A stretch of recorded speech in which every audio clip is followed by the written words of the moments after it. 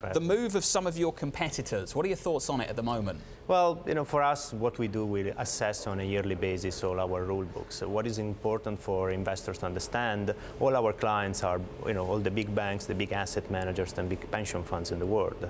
We look at the way they tend to invest into different companies, and we reassess on a yearly basis what are their needs, taking into consideration what are the market participants also telling us. What do you think of the philosophy of the industry at the moment, though? Two big competitors of yours looking at the market and saying, actually, it's our responsibility to make sure that the investable universe has a big proportion of shareholder rights baked in, that it's our responsibility as a gatekeeper.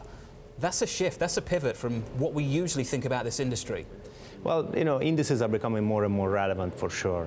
If you look at the amount of ETFs that are, in Europe as of the first half of 2017, we're talking about $700 billion in assets tracking European indices. That's a significant pool of capital. That's the reason why Stoxx is also very different from some of our competitors. Yeah. All our indices are rule-based. There are no committees. So effectively, there are no surprises every time we make changes in the index. We follow the methodology. Our policy is to review those methodologies on a regular basis, but there are effectively going to be no surprises for the big pension funds, the big asset managers, but also for the retail investor who for sure owns his share of Euro Stoxx 50. What was interesting speaking to Mark Makepeace is that he also said he'd spoken to these big investment funds, these big pension funds, and actually they were all for this. This is what they wanted. What are they saying to you at the moment? Well, for us, it's more a regular process. It's all down to transparency, and it's all down to the way we review those rules.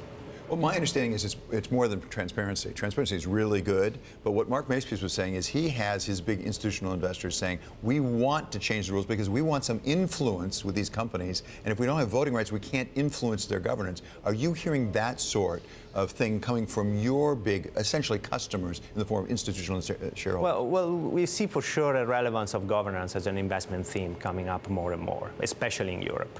ESG is being a theme for all the big pension funds and the institutional investors in the world. I think the relevance in Europe is clearly higher than what we have seen elsewhere in the world. For us, what we are doing to follow that in the industry requirements is not only looking at our rules, but also launching investment strategies that actually cater exactly to that investment needs. So what we have done over the past years as a leader, we really focus on ESG-related strategies, focus on both the environment, the social, and the governance. Governance is extremely a very important driver, and there are economic and financial and investment research that will show that ESG might become a new factor, very similar to momentum, value, growth, some of the other famous factors already used in investment